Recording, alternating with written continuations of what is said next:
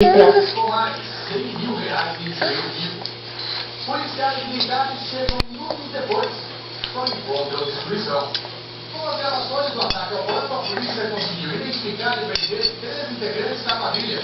Eles são acusados de envolvimento em 5 grandes casos de furto de caixa eletrônico. Não só aqui em São Paulo, como também no Paraná.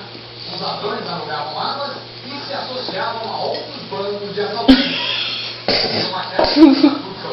A televisão tá alta. Ruim?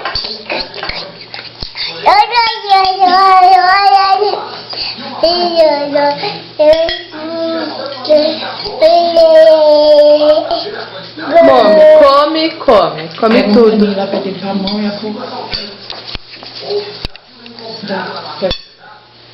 Limpa sua mão. A mão e a boca.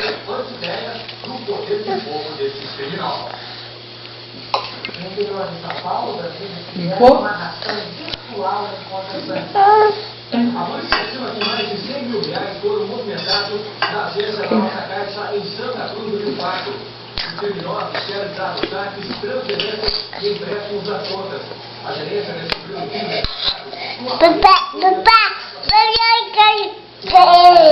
Recebe o salário no fim do dia útil, o golpe só foi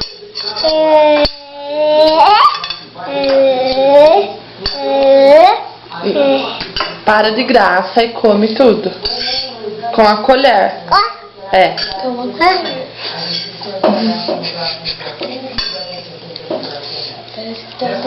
Pode falar errado. Com a colher.